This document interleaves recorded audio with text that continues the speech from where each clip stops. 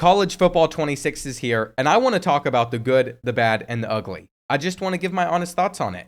I've spent 150 hours on it already, and I've experienced some good, some bad, and I think if I just leave this as raw and uncut as possible, we can sit here and really talk about where this game's at and where it needs to be for it to be good. So, off the rip, College Football 26. Let's get into the gameplay and presentation. I'll cover Dynasty, Road to Glory, Online, Head-to-Head too. Ultimate Team gets thrown out. I don't play Ultimate Team. If you're looking for it, it's not here. Gameplay and presentation. How am I feeling about it versus 25? I know in my early videos talking about the game and my experience on it, I said the gameplay feels slower. Not sure if I like that. And quarterback accuracies, they're missing a lot more passes. Not sure how to feel about it because it gets frustrating. I've come around on both of those. I've actually come around a lot on the gameplay as I've been playing through my FIU Dynasty series. That was my first real experience getting 10, 12 games in a season, playing all those games without super simming around. And I've been having a really good time. It took me a while to get used to it being a little bit slower, but the gameplay for me is a step up. There's going to be bugs and glitches with it. Big one I'm really upset about, whenever you go to hike the ball, it just won't snap. That happens every so often. Little fix to it. Hit L1, R1, and then the X button on PlayStation, whatever that is on Xbox, and it will reset it. But that's a super, super annoying bug that should never be in the game on launch. Game breaking for some people. They will run into that and they don't know it's a bug. They don't know what to do. They might lose a game off of it. It's just inexcusable for it to be there. I want to make that very clear. I am frustrated by 2 to 3 bugs that were there on launch that should have never been there in the first place. The other one on the gameplay side of things, I'm watching my defensive zones before a play is snapped just flip. This was a problem in 25 with some motions. I feel like it's more prevalent in 26, and it's caused me to lose some games. It's just like, I don't understand how it's there. I know that these are probably going to be fixed in a title update, but for the people that paid more money to play this early and still have to experience it, it's just not fair. I'm so upset. Like, you will see it in my FIU series when I run into stuff like that. It's just like, I don't know how we launch in that state because they put in all this effort to making this game better in 25. And then we have these just couple of frustrating things that definitely don't take it down below 25, but it has to make me adjust my rating on the game. As much as I've been enjoying it, that's just what I wanted to touch on off the rip. From the other gameplay things that I actually really enjoy though, I have learned that if you don't immediately hit R2 when you're running the ball, you get so much better blocks. It's the same as, like, I've been reading, if you drop 10, 15 yards back in the pocket, players shed a lot faster. They shed a lot faster as well if you immediately hit R2. So ever since I stopped doing that, even on Heisman difficulty, when we're the better team, I've been getting some huge running lanes. I've been able to make some great running plays, and I've been really enjoying running the football. That's probably been my favorite part about the game, alongside the aggressive catches. I'm making so many aggressive catches. Those have been my favorite 2 parts about the gameplay. I've gotten used to the speed now to where it doesn't feel slower the way it did when I first originally played it. It just feels smoother. I don't know a great way to describe it. I just feel like I have more control, especially like with my tackles. Guys are breaking a lot of tackles. I had one where we had a guy surrounded by 3 dudes, hit stick all my teammates, and then he bounced off another hit stick, went for a touchdown. Frustrating play, but it's college football. It happens, and I could sit there and I could be real upset, or I could be like, wow, we just had a huge play, like it can happen in college football, and that's sick. Like, if I had that happen to me, I'd be going crazy. So, I don't know. I think the competitive side of things, especially with the defensive zones having issues, not being able to hike the ball, and just defense not being as good as they want it to be, I can see where it's getting its complaints, but I think defense has gotten a lot better. The computer's gotten a lot smarter on defense. We got the AI. They're not pressing anymore. Last year, 30 seconds left. Up by 6. What does the computer do? They come out in a man-to-man blitz, and you just take the top off and you win the game. It was the dumbest logic I'd ever seen in my life. That is not there anymore. The computer feels a lot smarter in that regard, but I've also noticed sometimes where the computer's clock management still isn't the best, and I've been like, why would they do that? Why would they run it whenever they have no timeouts and 50 seconds left and they're on their own 30-yard line? So it still needs its work, but it's definitely improved from last year. It's noticeable enough for me to say something about it. Another thing on the gameplay side of things, I complained about quarterback accuracies. I've gotten used to it now. When you get an actual good quarterback, you can feel it because you can make about any throw in the world. I mean, you can place it wherever you want. I still use revamp passing. It gets a lot of slack and people say you shouldn't be using it, but I've been having a good time with it. I feel like I can put the ball where I need to. You just can't hold the meter down for too long. So that is something important to keep in mind. But gameplay for me, I think it's taken a step forward, minus those bugs that they should never be there. I didn't run into it when I was doing early access. I did mainly Road to Glory. I did an Imperialism, and then I did a little Dynasty rebuild. But I think there was one time where the ball, like hiking it, didn't work. Never ran into it again. So I was like, oh, early build. If this is an issue, sure, it'll probably be taken out. Didn't see the defensive flipping ever. And then my third complaint we'll get to for Dynasty with the bug.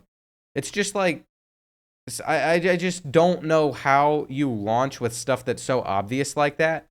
It makes me frustrated. I feel like it takes away from the credibility of the dev team that clearly listened and poured love into this game. Like, it makes me sad because then it makes it so easy for people that might never pick up the game once the title updates come out to just not want to play again because they're like, wow, this is really bugged. That's frustrating. I lost a game off that. And I can't blame them. Keeping this as raw as possible. I'm going to lose my voice a couple of times. But I think from the presentation front, inside Road to Glory, walkouts are the sickest thing ever. That was such a great ad. Whoever thought of the idea to where we could walk out in the stadium and look around, loving that. Presentation as well with like the snow looks better. Everything looks better. Ranked games are happening way too often. That's not the biggest issue in the world to me. I think you can even turn off weather and settings, but it is a bug. There's no reason that you should be getting like 9 or 12 games in Dynasty being ranked games. So that is something that shouldn't be there. But I do believe that the game looks better, it sounds better, it feels better. That's my opinion on the gameplay. I'd love to hear your all's thoughts on it. Dynasty and Road to Glory, though. These are two game modes, Road to Glory especially, where I remember talking about it, and I was very, very interested for your all's opinion on the scenarios, because they tried something with it. And from what I saw, the reception from the scenarios, a lot of, I just want to play the full games up front. And I get it. Then people played it and they could enjoy it a little bit more. They're like, I can see where they're going in this direction. I've had people say they like it, some people not. I think what you have to do is you have to have full game as an option, you have to have scenarios as an option, and then you have to have skipping over high school entirely. You can skip over high school in the settings if you want, but there are a lot of people that want to be able to play the full game. My issue with the scenarios inside Road to Glory is at the moment, if you go in and you're on that fourth drive, it could be like a 7-point game. You won't know the outcome. You're trying to complete some goal. Like, you have to complete a 50-yard touchdown pass to get a school to like you more. And if you don't get it, but you score a touchdown on that drive that's a 49-yard touchdown, are they just going to ignore that and not give you any tape? They'll give you like 50 for the touchdown and that's it.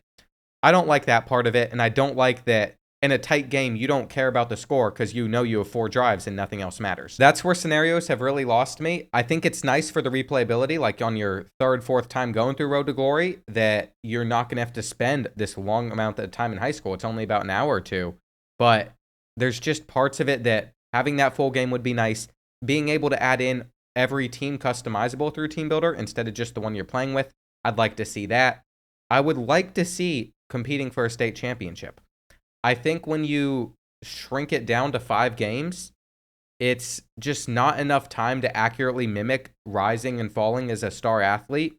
It feels like it's too sudden sometimes, especially if you don't do something like you didn't have a spin move for a 5-yard gain after the catch on the drive, but you had a 40-yard touchdown catch on someone's head, and you don't get as much of a game tape bonus.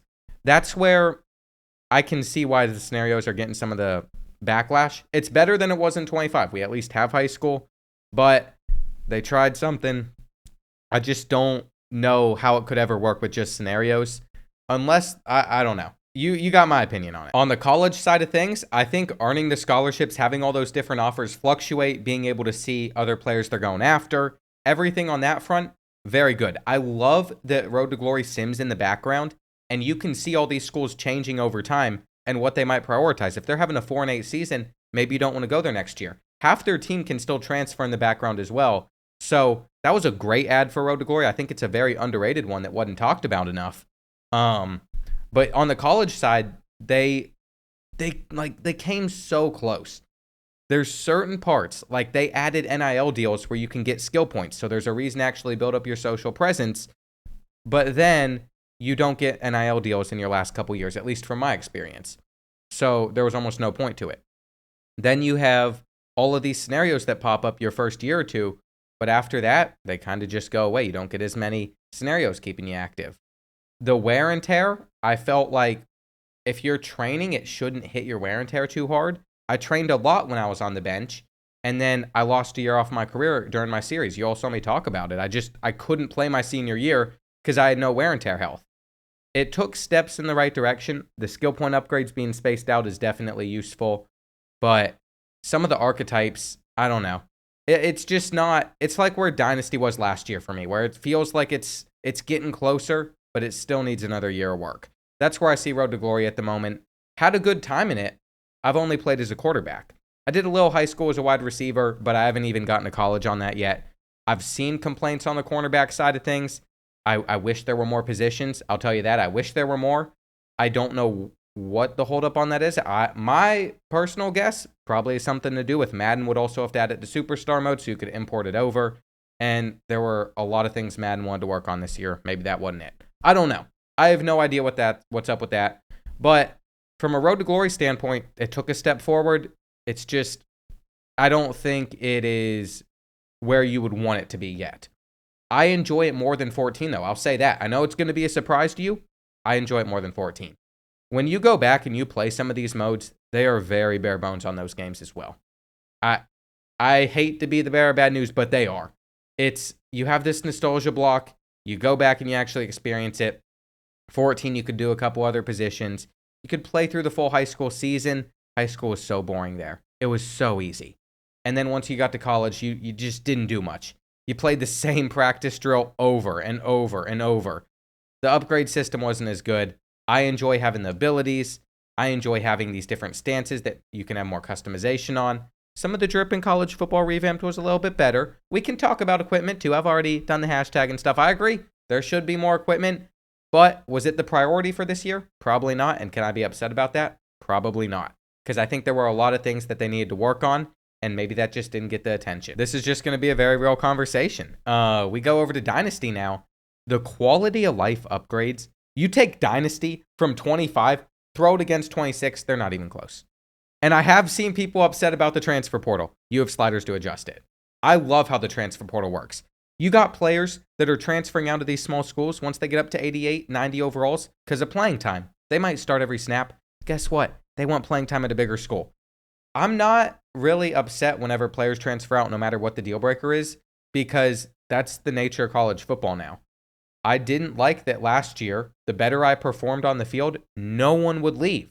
Players are still leaving these big schools for more opportunities, whether they're just not getting onto the field, they're not liking the scheme that they're in, they're getting homesick as they are in college longer.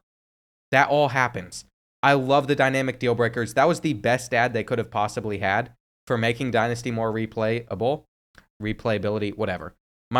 Listen, I said raw, uncut thoughts. Not everything's going to be 100% solid English in this. Never mind, I actually get to cut in here and just drop in random thoughts. Like as I'm watching this through, maybe I want to add in this little bit. I want to add in this bit here. The transfer portal, the grades, I know that some people are going to be upset about them, but players might not always just transfer out because of the reason it says. Playing time is always one that they're considering. And then, like I've seen people complain that guys that are in Conference USA on a Conference USA roster as the game starts shouldn't transfer out from that school immediately the next year. That happens in real life. Like, as they get better, they should want to leave. Now, you could say some of the logic with it. It's a little off. Like, if you're a 70 overall, why are you demanding to transfer? Just change the slider. I personally like that the transfer portal is this active. The transfer portal, I can't believe I didn't even add this in to the first little watch-through part I'm putting, is the best way to build your team. I'm putting together probably 2/3 of my recruiting class through the transfer portal period. So look out for 3 stars there, especially the younger guys. That was just why I wanted to cut in and say, wanted to touch a little bit more on it. It can get a little bit buggy, especially with like playing styles and stuff. I understand it. But for me, I just look at it as, wow, this is realistic college football. I just chalk it up to always being, he probably had something else come up. He's probably lying about his deal breaker because he's getting money somewhere else. That's what I tell myself. But there is also what I've been made aware of is there's a bug where like players will disappear if no one signs them. Disappointing. You can't have like Sam Levitt disappearing if he transfers and no one goes after him. So like that logic will definitely need to be worked on, but we're taking a step in the right direction, at least with the portal. I don't like right now that inside Dynasty with position changes, this is the third big bug I was talking about. I didn't realize it whenever I was playing. Whenever you move someone from any position to another, it adds like 40, 50 skill caps. This is the block because people like me might have cheesed it last year. I might have moved a tight end offensive lineman to tight end back a year later, and he was like a 95 overall, and it was cool because his blocking stats were high. But you could literally move anyone to any position, and they develop to like an 80, 85 overall. So they've added in a skill cap counter where it adds 40, 50 skill caps if you move anyone to any other position. The problem is it's applying to stuff like left tackle to left guard. That just can't be there. You can't move around an athlete anymore. You can't move someone from wide receiver to halfback. I actually tried with the gadget receivers because they come in with good throw power. I was like, they're fast with throw power. We're moving a gadget receiver over to quarterback, and then I noticed his skill caps on accuracy were so bad. This is what I saw in the early access, by the way. This was the only real position change I was making, just trying to test it out. What I didn't realize at the time was the reason his skill caps were so bad was because it added 40 to 50. I had no idea it was doing this for every position, really hindering development, but it does. So keep that in mind. Even if you have a better left tackle, like two good left tackles and the right tackle is a lower overall, do not move it. The depth charts are set up so the computer won't be dumb. If they have two higher overall left tackles, it'll start one left tackle at left tackle and then the other left tackle at right tackle. That's why your depth charts seem flipped sometimes, because for positions like that, they have it set up to where the computer will always start the best two players, even if they're not on the right side. So that is there. Just don't touch position changes till they fix that. That's the biggest issue I have with Dynasty. Outside of it, trophy room is nice to have. I like that we can do protected rivals. It was supposed to be there last year, but they ran into a bug with it. You saw how bad the schedules were. They've been able to figure it out. They've said, hey, we're going to limit you to these restrictions so these schedules actually operate and aren't completely broken. I appreciate that. It's never great to be restricted, but I feel like we still have enough customization. My one ask would be, I have heard, like if you put the new 8 teams in the Pac-12, you won't get a conference championship game. I can't confirm or deny it. I've just been told it. You have to put 12 teams in a conference like that to get them to add the conference championship game. So that's a real bummer because you can't recreate it and then get the conference championship game. Outside of it, though, recruiting is definitely hard. Retaining your roster is hard. If you're at a big school, recruiting is about the same. Not being able to go down the recruiter tree, that's a good block to have. I mean, I've been just having fun playing these games. The coaching carousel was another thing that needed improvement. I've checked it out every year. The job offers, they seem a little bit better. I just don't like that you're restricted to 4. You can't really get more than that. And if you're getting offers to like coach at Ohio State, you should be able to take a head coaching job anywhere. I just wish it was set up that way. But Dynasty took a big step forward with the quality of life stuff. Now that I can click in to see a team's schedule from the top polls or the conference standings, I can click in to see a player's stats, where they've played, where they transferred from. I can scroll over on the roster screen and see dev traits, wear and tear, their stats. The fact that that's all there and I don't have to like click into menus over and over again, life-changing. Saving me so much time, though this is a little nitpick and I know people have noticed it. Whenever the menu music changes, which is a lot better, it's not just drum lines this year, some of them are hitting hard. Industry, baby, hits so hard. Anyway, it'll pop up the song change over the deal breaker inside recruiting. That just needs to be fixed. You have to sit there and just wait 3 seconds while it disappears. A little frustrating bug there inside Dynasty, but all around for someone that spends most of his time in there, I love all of the options we have inside it. When the gameplay feels better, presentation feels better, and they listen to a lot of the quality of life stuff we asked for, I'm happy with it. It's not at 100%.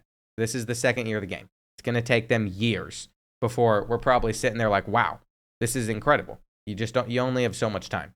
But it got better. All I care about is it gets better. I'm happy with Dynasty with where it's at right now. And then we can talk about Team Builder. I would have forgotten about Team Builder. Team Builder took a step forward. They're still not intros with it. Oh well. You can adjust school grades. You can make sure that every player's roster is fully customizable. So you can customize their abilities, their year, the player name inside the actual website, so you can type it out. You don't have to sit there on your controller trying to type it. That was the most annoying thing ever. And there's a lot more flexibility with Team Builder. You can set custom rivals. So if you import 4 Team Builder teams and you import them over certain teams, they can all be rivals with each other.